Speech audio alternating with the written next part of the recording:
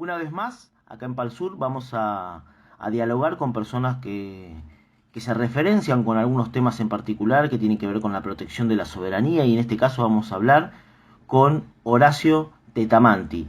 Hola Horacio, ¿cómo estás? Buen día, ¿cómo estás? Muy bien. Bueno, te sigo obviamente en todas las redes sociales que tenés, sos una persona muy activa, todos saben que sos una persona que ha trabajado mucho con respecto al tema de la industria naval, el tema de la estrategia, la soberanía y la cuestión marítima. Y yo en el Facebook, que vamos a colocar abajo de este video, audio video, vamos a colocar tu Facebook para que puedan consultarte también ahí. Colocaste un título que me pareció muy interesante para que desarrolles y lo expliques, que es el siguiente. En este contexto, la soberanía en el Atlántico Sur y el Tratado de la Hidrovía son incompatibles. Quería que nos expliques más o menos este título que me parece muy interesante. Mira, es evidente que la situación actual a nivel internacional, de una conflictiva de base más de tensiones agregadas por las consecuencias económicas de esta pandemia que prácticamente no tuvieron ni fronteras ni límites geográficos a lo ancho y a lo largo de todo el planeta, te diría. Es evidente que la Argentina necesariamente tiene que reformular algunas cuestiones que viene arrastrando y debilidades que viene arrastrando de hace, te diría, décadas. Y una, sin lugar a duda, es la debilidad estructural de las consecuencias que venimos arrastrando, particularmente después de las reformas de la década del 90. La década del 90 tuvo en el mundo una importante influencia en general de todos los países, pero particularmente en Argentina tuvo un impacto muy fundamental, a tal punto que la Argentina era exhibida como uno de los mejores alumnos de esa visión global que prácticamente monopolizó los razonamientos políticos en esa época del mundo. Argentina avanzó como ningún otro país había avanzado en términos del retiro del Estado, de la desestructuración de sus capacidades productivas, pero si algo dejó como una impronta muy negativa, fue un país absolutamente fragmentado. Y no solamente fragmentado a nivel económico-social, sino fragmentado a nivel inclusive territorialmente hablando. Mm. Y particularmente el sector marítimo y fluvial, de sus vías navegables, del Río de la Plata, del Atlántico Sur, a tal punto que inclusive hasta la tiponía fueron modificadas, y porque nosotros conocíamos históricamente como Río Paraná, Río de la Plata, el Río Uruguay, fueron arrasados inclusive con la incorporación de palabras que inclusive ajenas al castellano, como esta famosa, este nombre famoso que yo trato siempre de evitar su uso, que es hidrovía, digamos, una estrategia de colonización a través del lenguaje que tiene como sentido secuestrar el sentido de las cosas, ¿no? Por radio. No solamente lo que es los sujetos geográficos o la identidad geográfica de los sujetos, sino las historias, las referencias, los símbolos que estos ríos tan importantes significa para los argentinos. Así las cosas, la Argentina quedó fragmentada en pedazos. La nación perdió el todo y las multinacionales se fueron apropiando de los trozos, digamos, y puestos al servicio de sus planes de negocio, el que fuera, digamos. Así el Paraná cambió de nombre y fue puesto al servicio exclusivamente de una visión extractiva de recursos naturales, fundamentalmente la proteína vegetal, que a esta altura del acontecimiento empezaba a aparecer como si fuera como el oro blanco, digamos, de la época de la colonia. Hoy se transformó en este oro verde, digamos, Claro. donde todos los resultados o todos los proyectos giraban alrededor de su extractivismo, digamos, que no solamente afectó a la Argentina, sino afectó también a otros países de la zona también, por supuesto. Ya que la sojificación, por ejemplo, de las consecuencias nefastas de todo esto, no solamente arrasó en la Argentina los recursos naturales, sino también en otros países como Paraguay, Brasil, Bolivia, etcétera. Así las cosas, se nos incorporaron una forma de navegar completamente ajena a los intereses nacionales. Nos incorporaron puertos nuevos que antes estaban, digamos, reducidos a una proporcionalidad, como el caso de Montevideo. Lógicamente, el Producto Bruto del país que alimentaban se convirtieron en los grandes puertos hegemónicos del Río de la Plata. Y desde su crecimiento Montevideo empezó a proyectar, digamos, su influencia determinante hacia todo el Atlántico Sur, y no para defender los intereses del pueblo uruguayo, por supuesto, sino básicamente para consolidar la visión geopolítica del Reino Unido, que a través de Montevideo consolidaba ya no solamente la ocupación de las Islas Malvinas, sino también la explotación de los recursos naturales, en este caso pesqueros, y con proyección hacia el futuro en términos de consolidar explotación de hidrocarburos o de los nódulos polimetálicos. También proyectaba a través de Montevideo un dominio, digamos, de la logística del Atlántico Sur y fundamentalmente ya no solamente la protección, la proyección antártica, sino el control del famoso pasaje bioceánico con el Océano Pacífico. Bueno. Así la Argentina quedó fuera de toda discusión. Los argentinos expulsados del agua, sus ríos navegados por buques de bandera de conveniencia, las transacciones comerciales hechas en paraísos fiscales y la actividad de exportación en puertos libres. Y en ese contexto, digamos, la pretendida proyección o defensa de los intereses nacionales se hace una ilusión.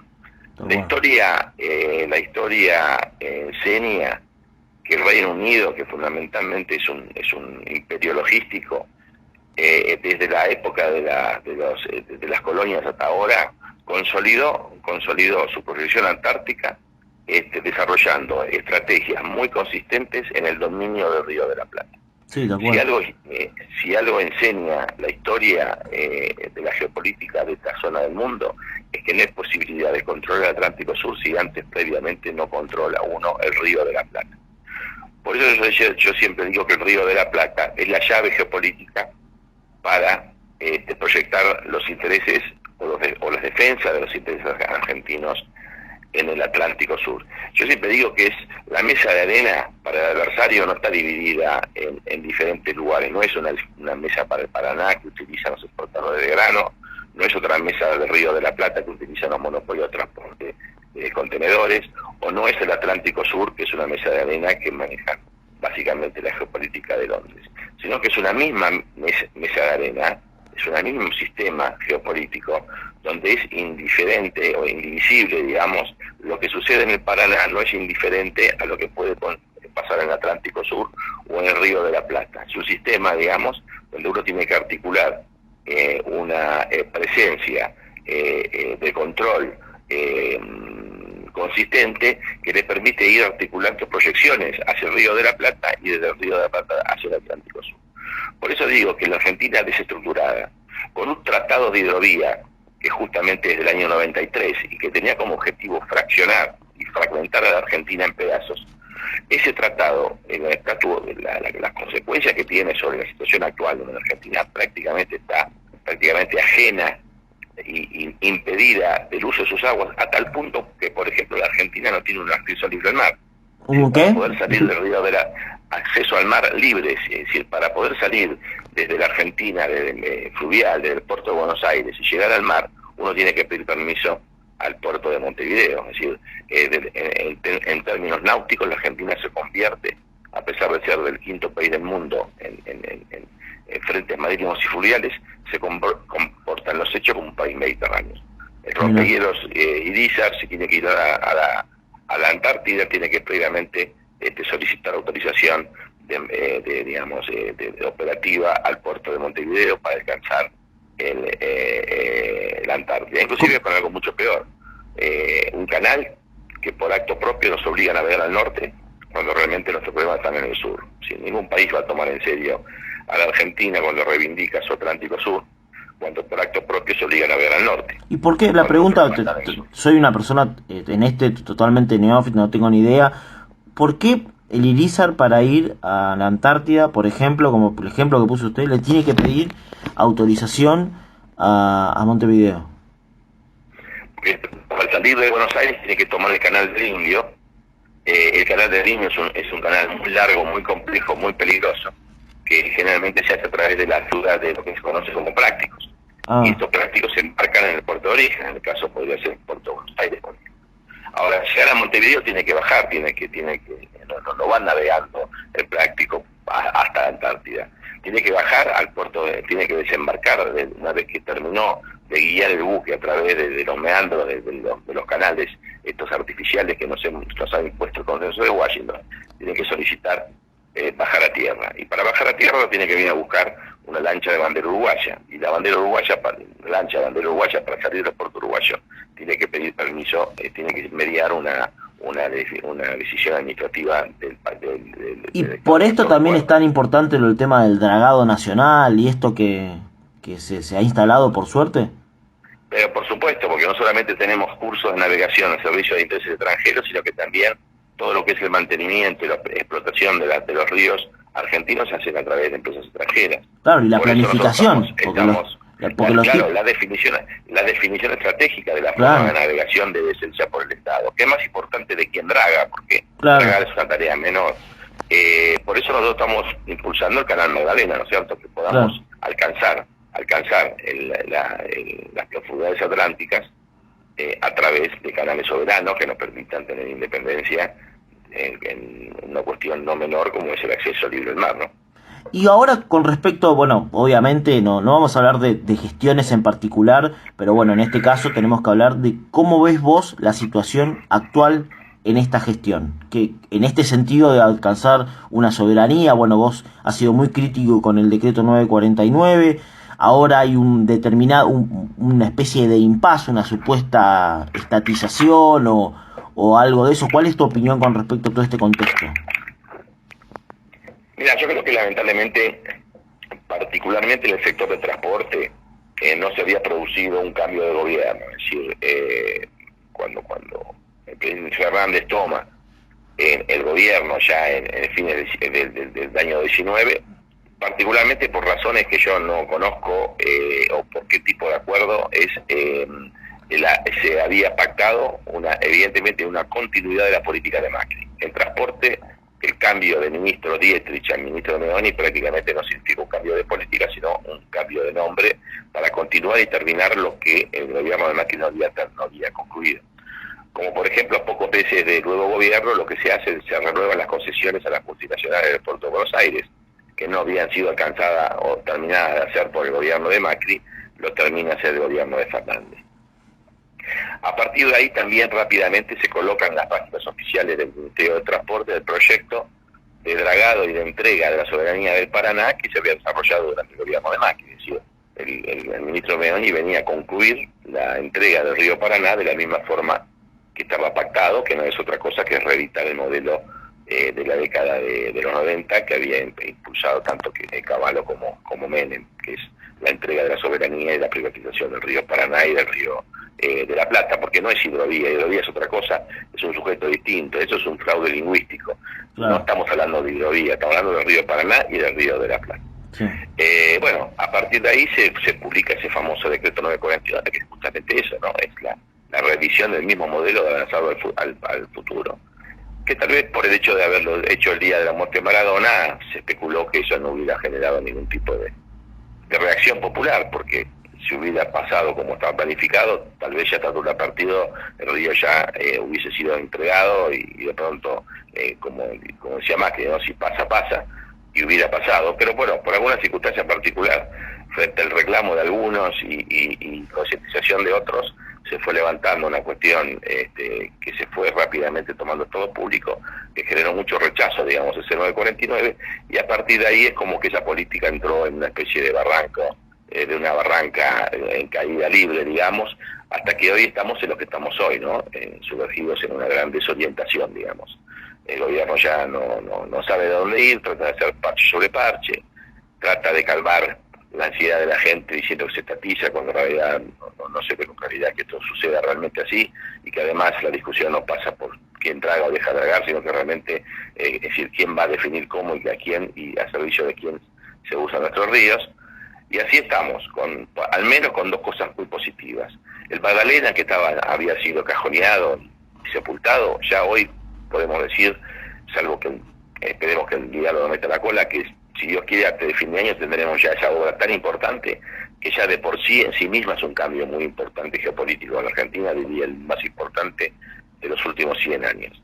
Es decir, a fin de año nosotros Argentina a fin de año tendría realizado este proyecto que hablás vos, que es del Canal Magdalena, que es tener adjudicada ya la adjudicado. obra del Canal Magdalena, que es una obra relativamente sencilla, que en 18 o 20 meses podríamos tener ya reestructurada la Argentina, integrada la Argentina marítima y la fluvial, y haber recuperado la soberanía de navegación. Eso es un hecho absolutamente trascendente en la historia de la navegación argentina, y eso creo que es un mérito de esta especie de poblada conceptual que se produjo en la Argentina con el tema del río Paraná. Y después ganamos un año.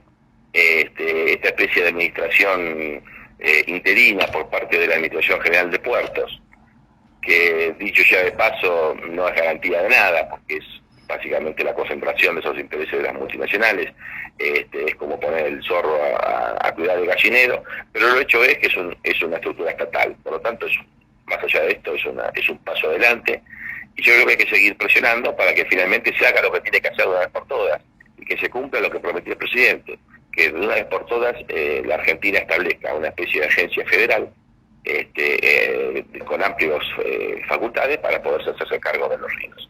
Los que dicen que la Argentina, el Estado Nacional, no está en condiciones de hacerse cargo de los ríos realmente son patéticos, y es vergonzoso y bochornoso que se expresen públicamente de esto así, está clarísimo, y no hay ninguna duda. Yo soy ingeniero de la Universidad Pública. Mi obligación es decir con mucha claridad que no hay ningún motivo para el cual los argentinos no estemos en condiciones de hacernos cargo de nuestros propios ríos, por supuesto. Bueno, Horacio, muchas gracias por tu tiempo, por tus palabras, y bueno, y por esta patriada que estás diciendo vos, que comentás vos que has llevado adelante vos y mucha gente, que la verdad me sorprendió para bien el impacto que tuvo este trabajo que se ha venido haciendo en este tema. Bueno, te agradezco y hay que seguir remando, a ver si en este año que falta podemos dar vuelta a la historia. Dale, la próxima, si te parece bien, me gustaría hablar de lo que es la reactivación, o cómo se podría lograr la reactivación de la Marina Mercante Argentina. Por supuesto, otra asignatura pendiente que tenemos que también abordar en algún momento determinado. Muchísimas gracias. No, gracias a ustedes.